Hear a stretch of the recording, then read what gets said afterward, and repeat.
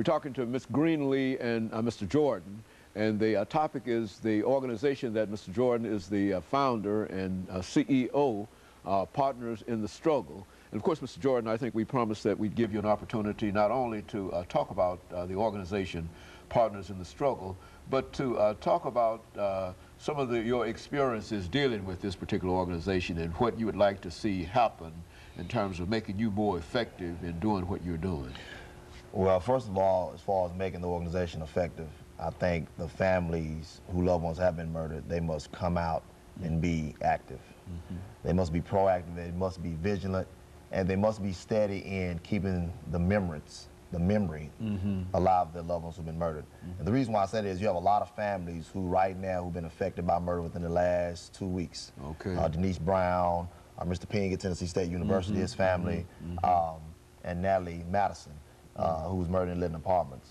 These are families whose loved ones have been murdered. And now it's time to get out and act on what can we do to stop this murder, the murders, and the gun violence that is so senselessly struck in these families. I think one of the most serious situations that hit me was, when Denise Brown was murdered, 15 years old, was in the prime of her life, and her life was snuffed out. The young man who committed this act, was a young African-American male. And you have two sides of the family who are going to be devastated by the murder, the perpetrator, and the family, which is Denise, who is no longer here. We must unite together and to stop this thing. And it's going to take all of us. It's going to take all of us. And of course, Ms. Greenlee, you came out and then became a part of the organization Partners in the Struggle as a result of Mr. Jordan. Why don't you talk about how you became involved in this organization? Well, early on, I was saying, I've kind of noticed early on in the early 70s all the violence was going on. It wasn't as serious as it is in the early 2000s. But recently, it had been coming so potent with me, these killings. And every morning I had, back in the early 2001, I really started noticing how the killings were just getting rapid, and it was my young black kids. All of them out there are really my kids. And I used to wonder, and I used to tell my mom, man, I'm getting where in the morning at 5 o'clock, I don't even want to turn the news on to see what the weather gonna be like, so I know how to dress. That's the reason I would turn the news on, not knowing every time I turn the news on, I'm gonna see some young man there that's laying out in the street with a tennis shoe over here because they had their brain shot out. And I used to wonder, I have a son that was really struggling out there with the crime, the drugs, and the fast money lifestyle, and I was trying to let him know about, you live that lifestyle, you're gonna die that lifestyle. Never knowing that one day I turn the TV on and see would it be my son. But fortunately, December 8th, 2003, I didn't get to turn the TV on that morning at 5 o'clock like I always do. I was awakened out of my sleep from a phone call from my uncle telling me that the son that I didn't want to see on the news was rushed to Vanderbilt Hospital with a gunshot wound to his head, well, to his neck. And that right there itself, it was 2 o'clock, so I had 3 more hours to turn the 5 o'clock news on, and that would have been my devastating moment of my time to click that remote. From that day on, that's where I became partners in the Partners of the Struggle, simply because Brother Earl, he saw that on there, and he said so clear that 12 days before that, he saw me on TV feeding the homeless with my organization, Galaxy Star. And 12 days later, he saw me on there angry about who killed my son. And he got in touch with me, and I said to everyone that know me, no, if it wasn't for Brother Earl Jordan and his organization, I wouldn't be sitting here. I wouldn't have handled this as like I am now. And he have allowed me to voice my opinion. He have allowed me to go with him places and tell him how angry I am and why you guys are not angry. Where are everybody?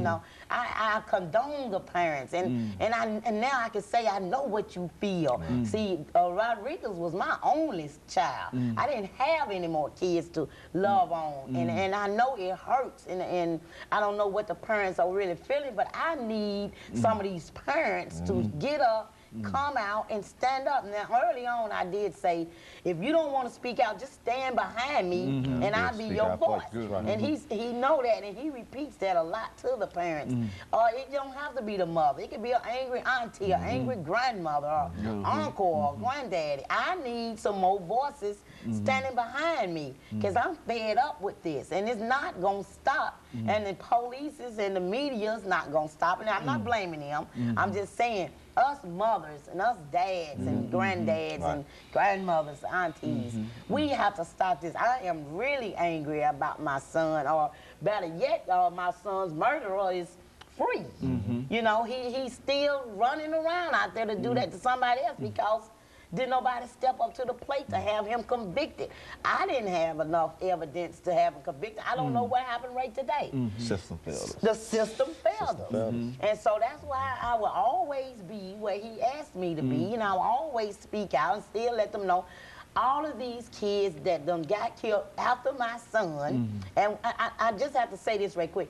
Before it was time to come to your show, I went to Greenwood Cemetery to talk to my son. And once I got there, I barely could find his spot because it's covered with so many. It was not that many spots out there when we went out there December.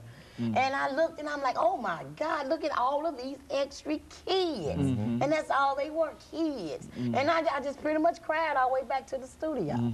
Just to think of all of those children that are being murdered. And it's like I couldn't even find my son's spot. It's just a blessing. I took a picture and put on my son's spot when it happened, but it's just the point of I saw all of those graves and flowers, and now one of them 60, 50, and now they were 14, 25, 19, 21.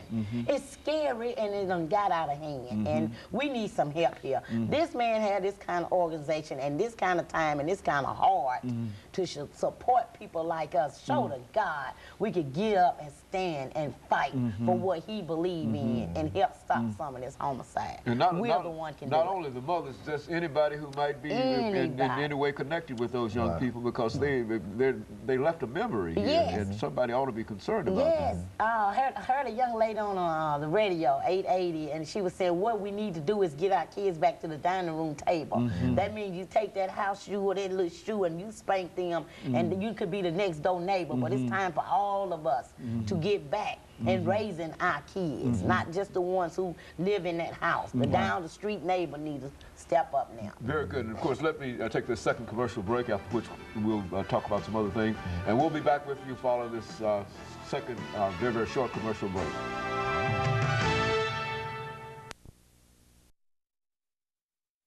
The topic is partners in the